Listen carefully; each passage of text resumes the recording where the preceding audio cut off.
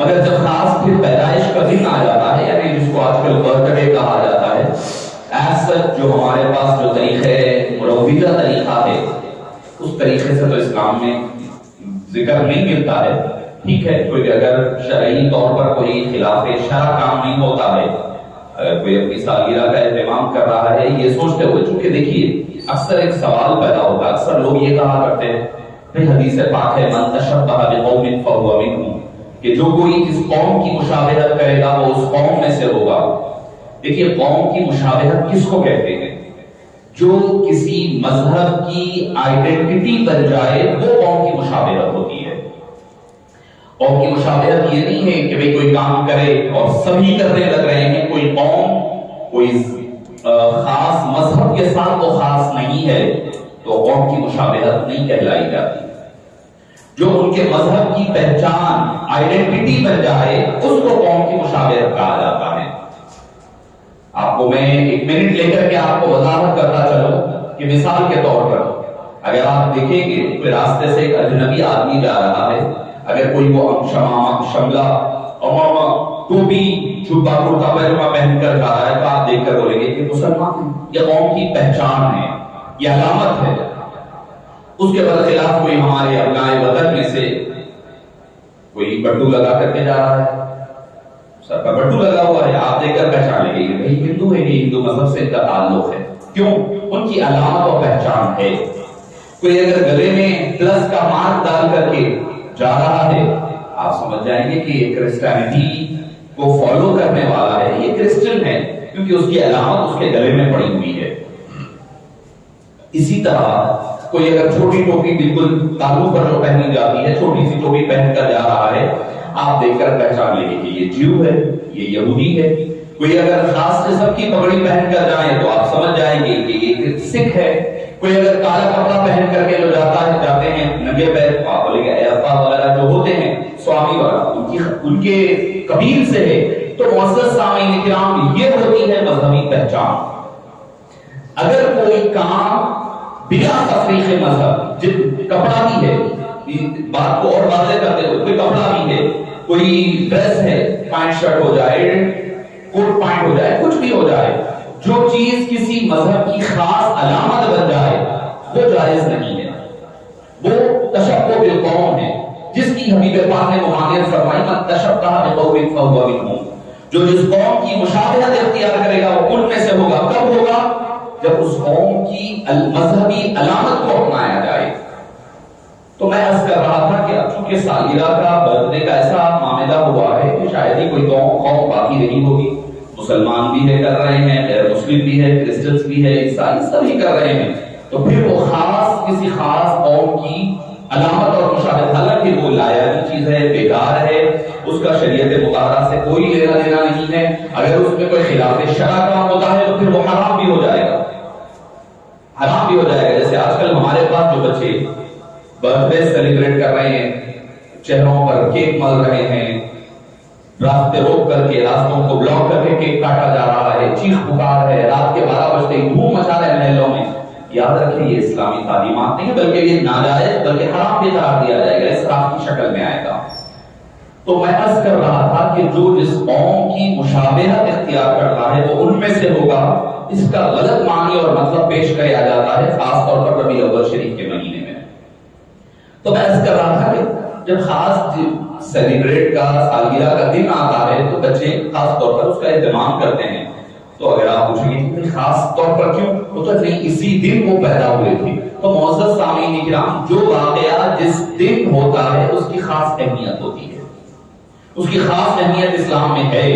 آپ اٹھا کر کے دیکھیں شریعت مطہرہ، آپ صلی اللہ علیہ وسلم سے پوچھا کہ آپ صلی اللہ علیہ وسلم کی ولادت کب ہوئی، صحابہ سے پوچھا، انہوں نے کہا کہ واقعے فیل کے یعنی ابرہہ نے جو مکہ مکرمہ پر حملے کی کوشش کی، اللہ نے تباہ کیا، وہ واقعے کے 55 دن کے بعد. تو مطلب یہ کہ بھئی کوئی واقعہ اگر ہسٹری میں ہو تاریخ میں ہو تو اس کو یاد رکھنا، اس پر اہمیت اور افادیت کا اسلام میں خاص موقع ہے۔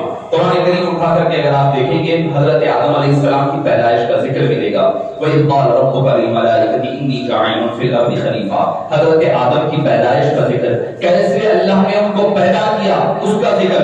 اللہ فرماتا ہے مختلف جگہوں کی ہم نے مٹیوں کو چنا، وَلَقَدْ خَلَقْنَا الْإِنسَانَ مِنْ صَلْصَالٍ مِنْ حَمَإٍ مَسْنُونٍ وَالْجَانَّ خَلَقْنَاهُ مِنْ قَبْلُ مِنْ نَارِ السَّمُومِ۔ مختلف قسم کے مقامات کی کھنکدار مٹی کو لیا، جمع کیا۔ جب آدم کی تخلیق ہوئی ہم نے کہا کہ اے آدم علیہ السلام اس درخت کے سوا تم جنت میں رہو، کھاؤ پیو، اس درخت کے سوا نہ جانا۔ سارے فرشتوں کو سجدہ کروایا۔ یہ میلاد حضرت آدم علیہ السلام کا ذکر قرآن کریم میں ملتا ہے۔ آگے بڑھیں، چوتھا پارے میں چلے جائیں، حضرت مریم علیہ السلام وہ نبی بھی نہیں ہے، وہ نبی بھی نہیں ہے کہ ان کی والدہ نے جو منت مانی تھی، نظر مانی تھی، منت مانی تھی، وہ قرآن کریم میں ملتا ہے۔ سورہ آل عمران اٹھا کر کے دیکھیں، وہ کہتی ہے اذ قالت امرأة عمران رب انی نذرت لک محررا فتقبل منی، اے باری تعالیٰ اگر تو مجھے اولاد عطا فرمائے گا تو میں اپنی اولاد کو تیرے خدمت کے لیے، تیرے گھر کی خدمت کے لیے میں نظر مانتی ہوں کہ چھوڑ دوں گی، محررا فتقبل منی۔ جب وہ پیدا ہوئی، جب ان کی ولادت ہوئی، اللہ نے اولاد دی، پیدا ہوئی، قرآن میں ذکر ہے اس کا۔ فلما وضعتها قالت رب انی وضعتها انثى، ہم نے جب اولاد عطا کی تو وہ اولاد لڑکی تھی، لڑکا نہیں تھا۔ وليس الذكر كالانثى، قرآن کریم میں یہ لوگ پوچھتے ہیں میلاد پاک کا ذکر کہاں پر ہے، کہاں منانا ہے؟ ارے مریم علیہ السلام جو نبی بھی نہیں ہے، ایک نبی کی صرف والدہ ہے، ان کی پیدائش کا ذکر قرآن کریم سورہ آل عمران میں ملتا ہے، مگر شان کے ساتھ ملتا ہے۔ بولے یہ تو لڑکا نہیں ہے، لڑکی پیدا ہوئی، کیا کروں؟ اللہ نے فرمایا، اللہ نے حکم دیا ٹھیک ہے یہی لڑکی تم لے جاؤ، لے جا کر کے خدمت کے لیے وہ چھوڑ دی۔ حضرت زکریا علیہ السلام کی نگرانی اور کفالت میں پھر حضرت یحییٰ علیہ السلام کی پیدائش کا ذکر، حضرت زکریا علیہ السلام دعا فرمائے حضرت یحییٰ کے لیے، کیا کر رہے ہنالک دعا زکریا ربہ، حضرت زکریا وہیں ٹھہرے ٹھہرے محراب مریم کے پاس ٹھہر کر دعا کی، قال رب هب لي من لدنك ذرية طيبة، اے باری تعالیٰ مجھے پاک اولاد عطا فرما دے، انك سمیع الدعاء، تو خود دعاؤں کو سننے والا ہے۔ فنادته الملائکہ، ملائکہ نے آواز لگائی، ندا لگائی، وهو قائم يصلي في المحراب، وہ وہیں ٹھہر کر کے ابھی دعا کر رہے تھے محراب میں۔ یعنی یہ بھی بتلایا جا رہا ہے جہاں اللہ والے رہتے ہیں وہ مقام متبرک ہوتا ہے، وہاں دعائیں قبول ہوا کرتی ہے۔ لوگ پوچھتے ہیں کہ اولیاء کرام کی مزارات کے پاس کیا ملتا ہے؟ اللہ قرآن کریم میں مریم علیہ السلام کے حجرے کا، کمرے کا، محراب کا، جہاں وہ عبادت کرتی تھی اس کا ذکر فرما کر کے کہتا ہے وہاں پر دعائیں قبول ہوتی ہے۔ وَهُوَ قَائِمٌ يُصَلِّي فِي الْمِحْرَابِ، محراب۔ اور میں آپ کو یہ حدیث نہیں سنا رہا ہوں کہ کوئی کہے کل کے دن ارے حدیث ہے ضعیف ہوگی فلاں ہوگا، قرآن کی آیت ہے۔ اور سورہ بھی کون سا؟ سورہ آل عمران، جو مدنی سورہ ہے۔ مدنی صورتیں منسوخ ناسخ ہو سکتے ہیں، منسوخ نہیں ہو سکتے، یہ یاد رکھیں کہ کیا کہ اس کے ذریعے سے مکے کا کوئی حکم کینسل ہو سکتا ہے، مگر مدینہ پاک کے احکام فائنل ہوتے ہیں، آخری سیکنڈ سٹیج کے احکام ہے۔ اللہ فرما رہا ہے وہ ٹھہرے ہوئے ہیں محراب میں، دعا کر رہے ہیں، اللہ نے ان کو بشارت دی، کیا؟ ان اللہ یبشرک، اللہ نے ان کو تم کو بشارت دیتا ہے، یبشرک بیحییٰ کی۔ انبیاء کرام کم و بیش 1,24,000 انبیاء ہے، اس میں سے کسی نبی کی پیدائش سے پہلے ان کو نام اللہ نے نہیں دیا سوائے حضرت یحییٰ کے۔ صرف یحییٰ علیہ السلام تنہا نبی ہے جن کی پیدائش سے پہلے اللہ نے قرآن میں، یعنی اللہ نے وحی کے ذریعے سے فرمایا کہ نام یحییٰ ہوگا۔ ان اللہ یبشرک بیحییٰ مصدقا بکلمۃ من اللہ وسیدا وحصورا ونبیا من الصالحین۔ کون ہوں گے؟ یحییٰ نام ہوگا، پہلے آنے والی کتابوں کی تصدیق کریں گے، سردار ہوں گے، پاکباز ہوں گے، انبیاء میں سے ہوں گے، صالحین میں سے ہوں گے۔ میلاد حضرت یحییٰ کا ذکر قرآن میں، حضرت عیسیٰ کا میلاد کا ذکر قرآن میں، ایک مقام پر نہیں، کئی مختلف مقامات پر مکمل طور پر آپ کو سورہ مریم اٹھا کر پڑھے گا، پورا ذکر ملے گا، کیسے ان کی ولادت کا پروسیس شروع ہوا۔ اہمیت دی ہے تو اللہ نے قرآن میں کیوں جگہ دی پھر اس کو؟ اگر انبیاء کرام کے میلاد پاک کی اہمیت نہیں ہے تو قرآن پاک میں کیوں ذکر ملتا ہے؟ واذكر في الكتاب مريم إذ انتبذت من أهلها مكانا شرقيا فاتخذت من دونها حجابا مستورا قال إنما أنا رسول ربي، میں اللہ کا بھیجا ہوا پیغمبر رسول ہوں. حضرت جبریل کہہ رہے ہیں لِأَهَبَ لَكِ غُلَامًا زَكِيًّا، میں تم کو بچہ لڑکا پاک باز پاک لڑکا دینے آیا ہوں. ارے بھیا توحید کا فلسفہ کہاں چلے گیا؟ لوگ کہتے ہیں کہ اللہ ہی سے مانگنا چاہیے، اللہ کے سوا کوئی دے نہیں سکتا. حضرت عیسیٰ حضرت جبریل فرما رہے ہیں لِأَهَبَ لَكِ غُلَامًا زَكِيًّا، میں تم کو بچہ پاک نیک بچہ ہوشیار زکیہ غلامن زکیہ انٹیلیجنٹ لڑکے کو دینے آیا ہوں. خوشخبری نہیں لِأَهَبَ لَكِ، اسی سے وہاب بنا. وہاب اللہ کا نام ہے، وہاب خوب عطا فرمانے والا اللہ کا نام ہے. اسی کا روٹ ورڈ ہے اہابا، میں دوں گا میں دیتا ہوں. حضرت جبریل کیسے دے گے؟ شرک نہیں ہو گیا وہاں پر؟ اولاد کون دیتا ہے؟ اللہ دیتا ہے نا. پھر قرآن کہہ رہا ہے جبریل دیتے ہیں. توحید کا فلسفہ کہاں گیا؟ لوگ جو شرک کرتے پھرتے وہ کہاں چلے گیا صاحب؟ تو پتا چلے گا یہ ماننا پڑے گا حقیقی دینے والا اللہ ہے، مجازی دینے والے اللہ کے بندے ہوتے ہیں. دینے والا حقیقی اللہ ہے، مجازن اللہ کے بندوں کے لیے اللہ نے وہ اختیار دیا ہے. اسی کے جبریل اپنی مرضی سے آ کر دے رہے نہیں، اللہ نے حکم دیا ہے جاؤ جا کر کے ان کو خوشخبری دو. اور اولاد کو خوشخبری بھی نہیں، لاست اولاد دینے کے لیے آئے ہیں. حالانکہ مریم علیہ السلام کی نکاح بھی نہیں ہوا، اس کا بھی ذکر ہے قرآن میں وہیں پر. حضرت جبریل علیہ السلام آئے آ کر کے اللہ کے حکم سے. تو پتا چلا جب جبریل ایک فرشتہ اللہ نے یہ اختیار دیا اللہ کی مرضی سے کسی کو اولاد دے سکتا ہے، تو انبیاء کرام اولیاء کرام اللہ کی مرضی اس کے حکم اور اس کی اجازت سے کیا دنیا یا آخرت نہیں دے سکتے؟ سوچنے والی بات ہے. عقل کو استعمال کرنے کی ضرورت. قرآن کو سمجھنا. ابھی تو میں کوئی حدیث ہی نہیں سنا، تو صرف قرآن کی آیات بتا رہا ہوں. لِأَهَبَ لَكِ غُلَامًا زَكِيًّا، کہنے لگی یہ کیسے ہو سکتا؟ قال انی اعوذ بالرحمن، میں اللہ کی پناہ مانگتی ہوں رب رحمان کی. کہ انی مسنیہ مجھے تو کسی شخص نے چھوا تک نہیں ہے، کسی نے ہاتھ نہیں لگایا، اولاد کیسے ہوگی؟ بولے اللہ کا فیصلہ ہے، یہ ایسے ہی ہونے والا ہے. ان کی پیدائش کا ان کا حمل کا ذکر فحملته فانتبذت به مكانا قصيا فأجاءها المقاض إلى جذع النخلة. این حمل کا وقت قریب آ گیا. آنے پر اللہ تعالیٰ نے کیا فرمایا؟ ایک کام کرو، وہاں پر چلے جاؤ. کہاں پر؟ ایک باغ ہے کھجوروں کا، اس مقام پر چلے جاؤ. کیا کرو؟ یہ جو جہاں پر تم لیٹو گی وہاں پر ایک درخت ہے کھجوروں کا، اس کی ٹہنیوں کو ہلاؤ تو ٹک ٹک آوازوں کے ساتھ کھجور گرنے لگیں گے. فَكُلِي وَاشْرَبِي وَقَرِّي عَيْنًا رُطَبًا جَنِيًّا فرمایا کہ کھجور تازہ تازہ کھجور گرنے لگیں گے، وہ کھاؤ. فَكُلِي اس میں سے کھاؤ، وَاشْرَبِي اور پیو، کھاؤ اور پیو آرام. میلاد عیسیٰ کا ذکر ہو رہا ہے اور کھانے پینے کا بھی ذکر ہو رہا ہے. لوگ پوچھتے ہیں میلاد پاک کے موقع پر کھلایا کیوں جاتا ہے؟ قرآن سے جا کر کے پوچھو، اللہ بتا رہا ہے میلاد عیسیٰ کا ذکر ہے، حکم ہو رہا ہے مریم کو فَكُلِي وَاشْرَبِي وَقَرِّي عَيْنًا، کھاؤ اور پیو اور آنکھوں کو ٹھنڈک پہنچاؤ. تو پتا چلا عام وقت کھانے پینے سے پیٹ بھرتا ہے، انبیاء کرام کی میلاد کے موقع پر کھانے پینے سے نہ صرف پیٹ بھرتا ہے، روحیں خوش ہوتی ہے، آنکھوں کی ٹھنڈک اور سرور کا باعث بنتی ہے. قرآن کریم میں فَكُلِي وَاشْرَبِي، آپ اٹھا کر کے دیکھیے 16واں پارہ ہے، 6واں رکوع ہے، سورہ مریم.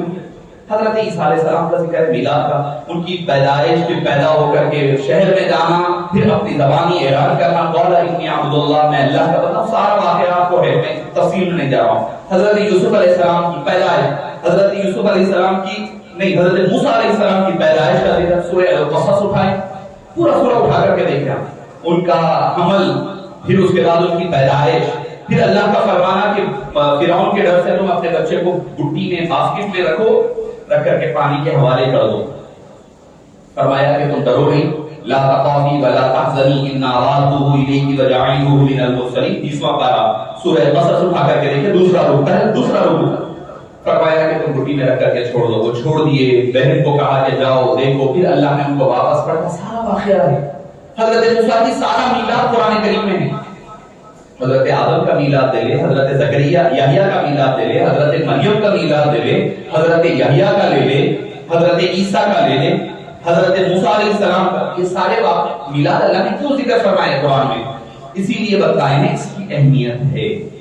اور اس کی ایک خاص وجہ ہے، اسی لیے اللہ نے اس کا ذکر کیا. حبیب پاک کا خاص انداز میں فرمایا ذکر. حبیب پاک پیدا ہوئے بول کر نہیں ذکر کیا، بلکہ فرمایا وما ارسلناک الا رحمۃ للعالمین قد جاءکم من اللہ نور وکتاب مبین وانا ارسلناک بالحق بشیرا ونذیرا. فرمایا جہاں لقد من اللہ علی المؤمنین اذ بعث فیہم رسولا. کیوں؟ کیونکہ حبیب پاک کی پیدائش اب نہیں ہو رہی ہے، تخلیق تو اللہ نے آدم سے پہلے فرمائی تھی. اب جو 1400 سال پہلے 12 ربیع الاول شریف کو جو ہوا ہے، اس میں اللہ نے حبیب پاک کو مبعوث یعنی روانہ فرمایا. تخلیق اولی ہے اور بے صف آخری اللہ تعالیٰ نے حبیب داور صلی اللہ علیہ وسلم کو عطا فرمائی. اب لوگ کہتے ہیں کہ آپ صلی اللہ علیہ وسلم کی ولادت اور وفات بھی تو 12 ہی کو ہوئی ہے. میں نے کہا کہ وفات اگر چونکہ ہمارے پاس تاریخ کیلنڈر تو اس دور میں تھا نہیں کہ آپ ایگزیکٹلی کچھ کہہ سکیں، اندازے لگائے جا سکتے ہیں، قرآن و حدیث کو نظر میں رکھ کر کے چیزیں ذکر کر سکتے ہیں. اگر آپ اٹھا کر کے دیکھیں تو ایک چیز ملتی ہے، آپ صلی اللہ علیہ وسلم کی وفات ربیع الاول شریف میں ہوئی، یہ طے ہے. اس سے پہلے کے اگر مہینوں میں چلے جائیں تو جمعے کے دن 9 ذی الحجہ یعنی عرفے کا دن جمعے کو آیا تھا. آخری حج ذی الحجہ کے بعد محرم، صفر، ربیع الاول 2 مہینے کی تاریخیں آپ پورے لکھ لیجیے. میں نے پریکٹیکلی لکھا ہوں اسی لیے کہہ رہا ہوں. آپ یہ لکھ لیجیے کہ 9 ذی الحجہ جمعے کے دن آیا. آپ صلی اللہ علیہ وسلم نے جمعہ کیا، بخاری شریف سے ثابت ہے وہ کیا کہ جمعے کا دن تھا، یوم العرفہ بھی اور جمعہ بھی دونوں جمعے کے دن آئے تھے. 9 ذی الحجہ عرفے کا دن یعنی حج اکبر ہم جس کو کہتے ہیں. اس کے بعد سے آپ جو پاسبلٹی 2 مہینے 30 لکھ لیں، 2 مہینے 29 لکھ لیں، ایک 30 لکھ لیں، ایک 29 لکھیں، ایک 2 30 جو چاہے آپ جیسا چاہے الٹ پھیر کر لیں. 12 ربیع الاول آپ صلی اللہ علیہ وسلم کی وفات کا دن نہیں آ رہا ہے، یا تو 9 آ رہا ہے یا اور 2 تاریخ آ رہی ہے یا یکم ربیع الاول آ رہا ہے. مگر ایک چیز کیا ہے، پیر کا دن آپ صلی اللہ علیہ وسلم کی وفات ہوئی تو آپ کو یہ دیکھنا پڑے گا کہ 12 ربیع الاول بھی آئے اور پیر کا دن بھی آئے. تو آپ لکھ کر کے اندازہ لگا لیں تو پیر کا دن 12 کو نہیں آ رہا ہے، 9 کو آ رہا ہے، 2 کو آ رہا ہے، 1 کو آ رہا ہے. بہرحال اگر مان بھی لیا جائے دونوں ایک ہی دن ہوئے تو مسلم شریف کی حدیث پاک کہہ کر اپنی گفتگو ختم کروں.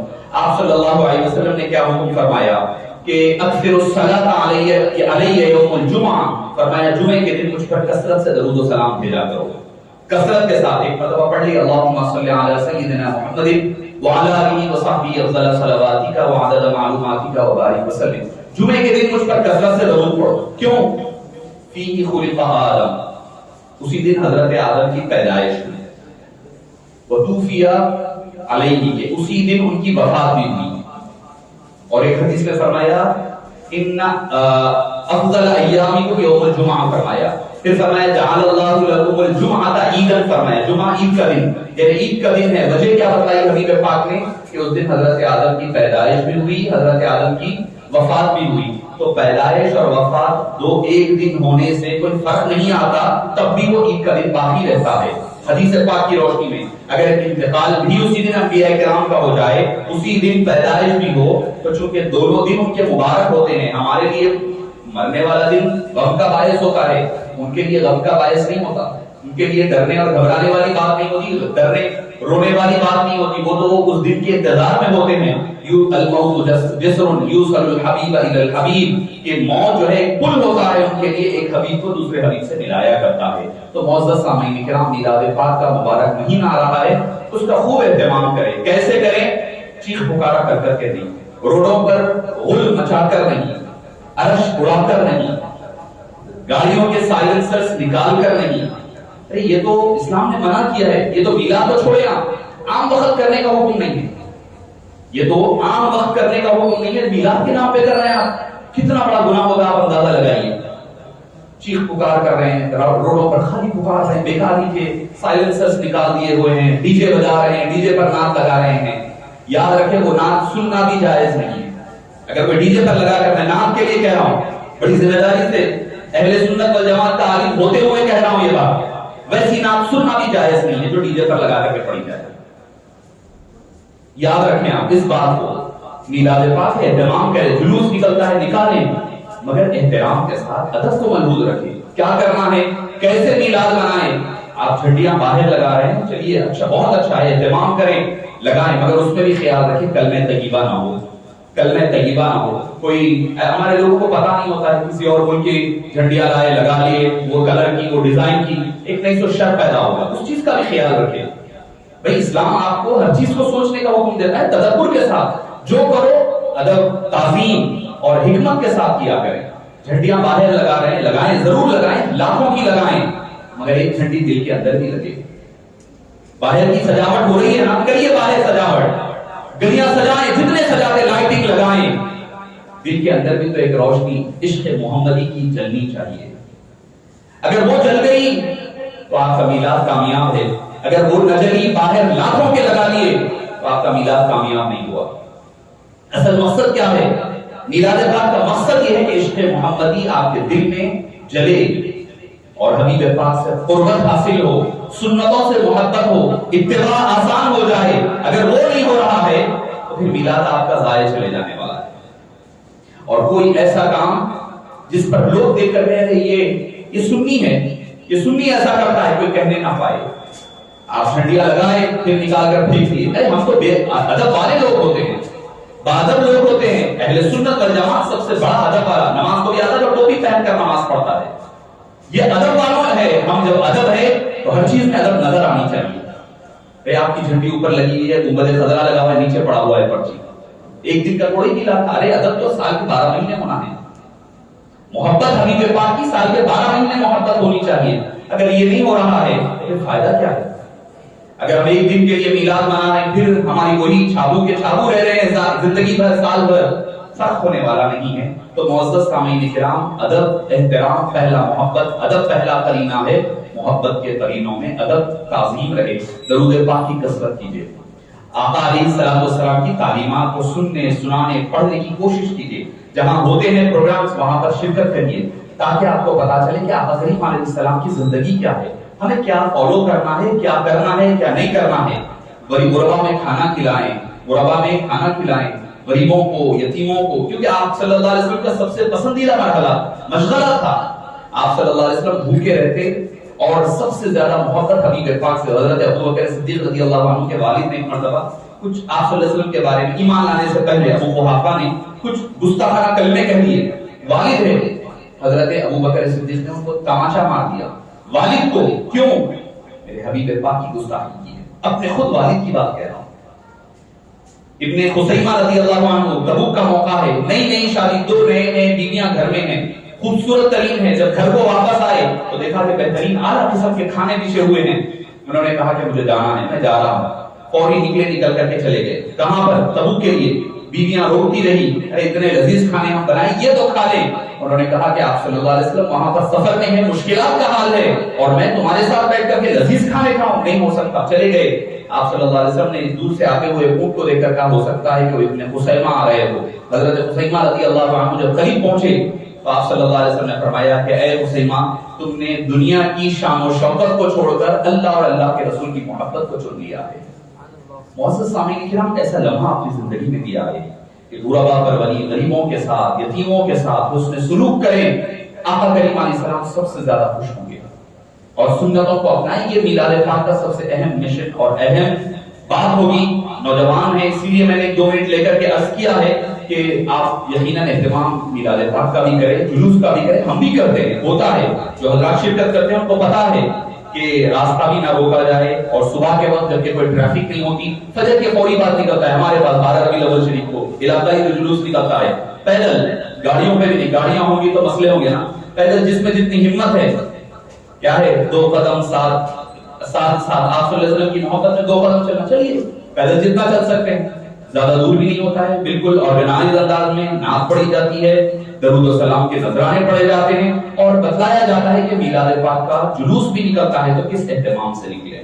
کوئی خرافات نہیں, کوئی بدعات نہیں, کوئی چیخ پکار نہیں, کوئی ولنگ مار رہے ہیں, ڈرفٹنگ ہو رہی ہے, آپ کے سائلنسرز نکال کر رش اڑائی جا رہی ہے, ایک دوسرے کا رنگ ڈال رہے ہیں, ناچ رہے ہیں. مجھے پتا نہیں, سمجھ میں آج تک نہیں آیا ہے.